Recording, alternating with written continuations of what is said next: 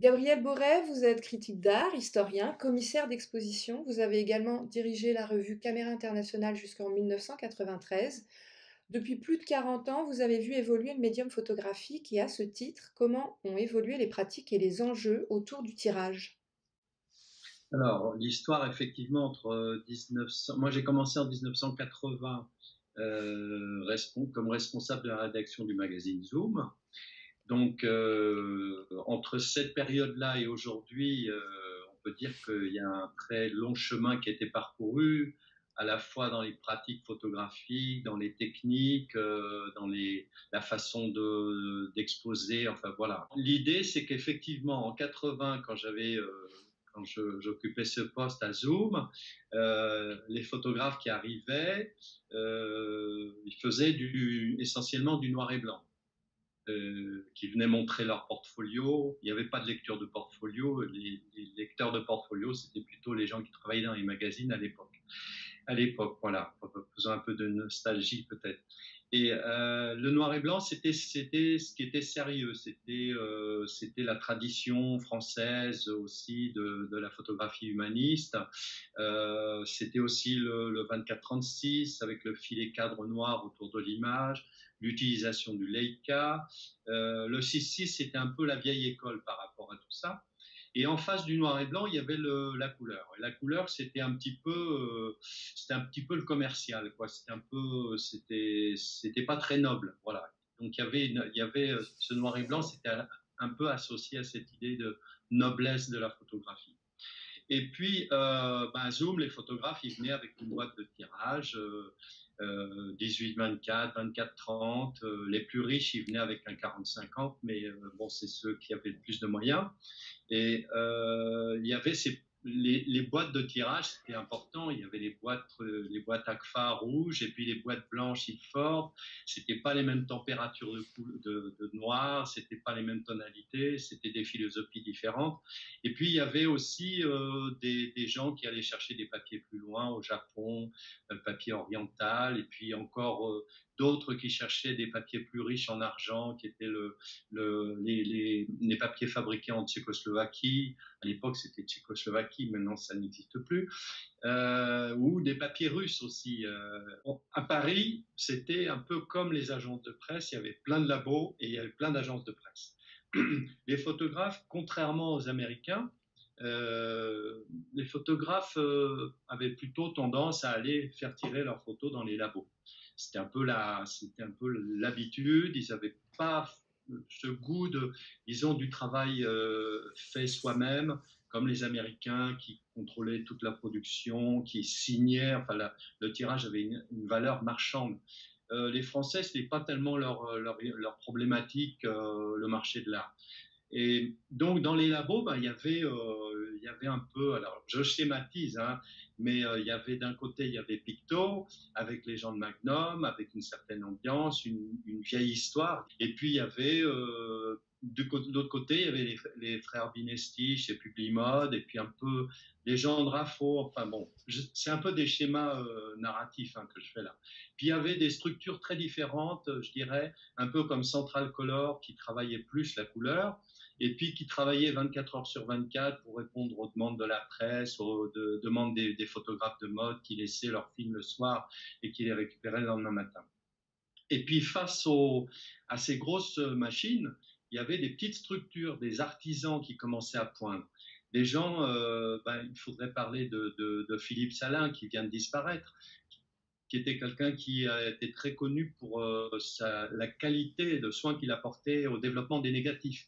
Sans bulle, sans rien, il rendait un négatif absolument nickel. Où il y avait des gens un peu plus fantasques comme Yvon Le Marlec, qui était aussi connu pour d'autres qualités, pour ses choix de tonalité. Puis dans la couleur, il y avait l'ami Roland Dufault, qui était spécialiste du cibachrome. Donc il y avait tout un paysage comme ça. Mais c'est vrai que la couleur, c'était un peu plus limité en termes de restitution sur les tirages. Il n'y avait pas beaucoup de procédés, enfin du moins en France, bon, il y avait le cibachrome, le dye transfer qui était un peu inaccessible parce que c'était compliqué et cher. Et puis il y a Fresson, là encore une figure qui a disparu, avec ses tirages au charbon qui étaient très marqués pour une petite clientèle. Donc dans ce paysage-là, c'est vrai que l'arrivée du numérique, euh, moi je dirais que ça a profité d'abord à la couleur, parce que la couleur était un peu pauvre en possibilités. Le noir et blanc n'en a pas profité tout de suite. Et aujourd'hui, les choses ont évolué parce que avec les machines jet d'encre, on voit que les papiers se sont diversifiés. Il y a beaucoup de photographes d'ailleurs qui travaillent avec leur propre machine, avec leur propre impression. Et puis, il y a des papiers japonais. Enfin, voilà, il y a une offre de papier qui a beaucoup enrichi la qualité, la technique visuelle. Et puis, ce qui est intéressant d'ailleurs à propos de terminologie, aujourd'hui on emploie presque plus le terme de impression plutôt que tirage. Avant on parlait tirage, mais aujourd'hui c'est vrai que le terme alors c'est révélateur comme la terminologie, c'est assez intéressant de comprendre pourquoi on emploie plus le terme impression que le terme tirage. Oui, donc c'est ça, en tant que commissaire, que ce soit dans le cadre d'une exposition ou plus largement d'une manifestation, comme un festival ou une biennale, comment abordez-vous la production des tirages? Alors, tout ça, ça dépend totalement des personnes avec qui on monte un projet d'exposition. Moi, j'ai plutôt tendance, disons, dans les projets qu'on mène, plutôt tendance à travailler avec des auteurs artistes, photographes, auteurs artistes, qui ont la main sur la totalité du procédé de fabrication des œuvres, de production des œuvres, c'est-à-dire qu'ils contrôlent jusqu'à l'encadrement.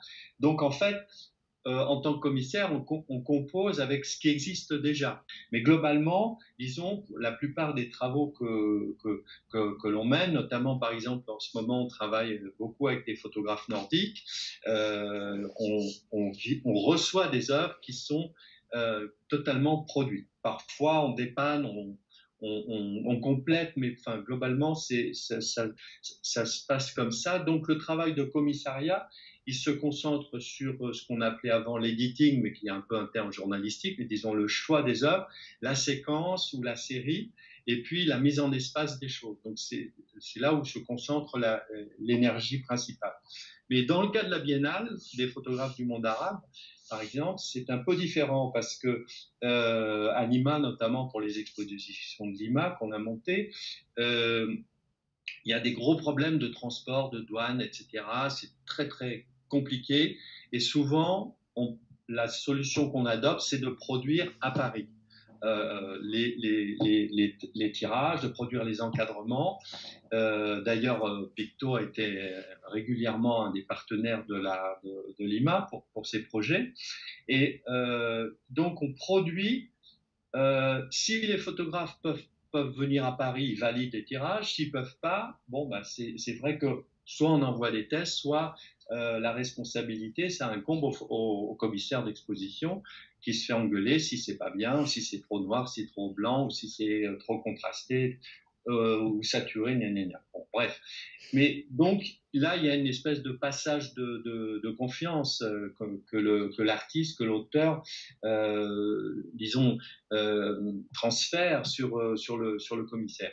Bon, mais évidemment, dans la fabrication de l'exposition, on échange sur le type de tirage numérique, est-ce que c'est jet d'encre, le type de papier, le format, l'encadrement. C'est un dialogue avec l'artiste. On essaye d'être au plus près de sa demande. Alors parfois, ça peut poser des problèmes parce qu'il y a des procédés qui sont soit inaccessibles, soit compliqués. Il faut trouver des solutions, non pas de remplacement, mais de se rapprocher des attentes des artistes. Et on travaille donc en fonction du propos. Là, le commissaire peut suggérer un certain nombre de propositions, de formats, en fonction du propos du photographe, en fonction du matériel de prise de vue, de l'ambiance que l'on veut créer dans l'exposition. Donc on travaille aussi d'ailleurs avec les scénographes qui font des propositions. Donc il y a vraiment un dialogue en amont prenant en compte tous ces critères et une coordination. Donc justement, dans le cadre de la production d'une exposition, quelle est la relation qui s'opère entre commissaire, photographe, tireur, laboratoire et même, vous l'avez dit, scénographe? Alors là, après, il y a des philosophies qui diffèrent selon les personnes. Moi, j'ai toujours aimé rester dans le dialogue, c'est-à-dire de ne pas imposer, arriver quelque part dans un labo ou dans un atelier d'encadrement en disant on fait comme ça et pas autrement. C'est pas ma philosophie de la façon de travailler parce que je pense que quand on est dans le dialogue, on apprend des choses. C'est-à-dire que le tireur va réagir sur un scan ou et il va faire non pas véritablement des propositions, mais il va réagir pour dire ce qu'il peut faire, ce qu'il ne peut pas faire, ce qui serait envisageable, etc. Donc, on valide, certes, à la fin, un tirage, mais on écoute aussi le tireur qui exprime les possibilités et les limites. Donc ça, c'est un dialogue qui est très important. Donc il y a un travail de coordination. Donc moi, je m'appuie toujours sur l'expertise des professionnels. Parce que j'apprends à je dirais que chaque exposition, c'est un peu une part d'expérience nouvelle et parfois, d'ailleurs, on s'aventure dans des dans des territoires un peu inconnus parce que la technique aussi évolue sans cesse. C'est-à-dire que entre le début des années 2000 et aujourd'hui, il y a aussi des choses qui sont arrivées qu'on ne connaissait pas et ça va très très vite. Donc il faut composer aussi avec cette évolution. Et puis, bon, ben ça, c'est quand même une chose, c'est le nerf de la guerre, comme on dit, mais c'est les budgets. Parce que dans les budgets, voilà, le budget, il a ses limites. On est rarement dans une situation, enfin, moi, peut-être que d'autres commissaires l'ont été, mais moi, j'ai jamais été dans un endroit où on me dit, tu fais ce que tu veux, tu as tout l'argent que tu veux pour faire autant de recherches nécessaires. Donc tous ces éléments, il faut coordonner tout ça. Le travail de commissariat, c'est prendre en compte tous ces facteurs. Auriez-vous une anecdote ou un souvenir à partager avec nous? Alors, la chose la plus, mais faut pas que ça constitue une forme de nostalgie ou d'arrière-garde, mais c'est vrai que alors, je reviens au début des années 80 quand j'ai commencé. Bon, ben, j'ai le souvenir effectivement de Picto qui s'appelait Pictorial Service, qui était 9 rue de Lens. Donc j'ai ce souvenir-là, j'ai ce souvenir de gens comme Georges Lefebvre qui tirait les photos de Cartier-Bresson, de Oya qui tirait Koudelka, donc toute une atmosphère. Et puis au premier étage, le bureau de Pierre Gassman, où il y avait un nuage de fumée, ça c'était terrible. Mais c'est des souvenirs bon, restent ancrés avec une certaine atmosphère. On passait pas facilement derrière le comptoir, alors que chez Publimode, on allait voir derrière ce qui se passait. Là, il y avait une espèce de voilà, c'était assez solennel. Mais surtout, ce qui est amusant, c'est que après, j'ai découvert quand j'ai lu le livre de Darwin Blumenfeld, Jadis et Daguerre, je me suis aperçu que le 9 rue de Lambre, bon, c'était une adresse historique, il avait son atelier, son studio, et quand on remonte un peu plus loin, bon là j'ai regardé sur Wikipédia, je triche, mais c'était là où Helena Rubinstein avait construit des ateliers. Donc c'est je dirais, cet immeuble historique que je garde en tête. Et c'est vrai que quand Pictorial Service est devenu Picto et quand ils sont passés de Montparnasse, qui était un quartier traditionnellement artistique, c'est un changement d'époque, c'est un changement d'univers, mais pour, je pense, aussi épouser la modernité et toutes les nouvelles technologies qui sont arrivées après. Merci beaucoup Gabriel d'avoir répondu à mes questions. C'était un plaisir.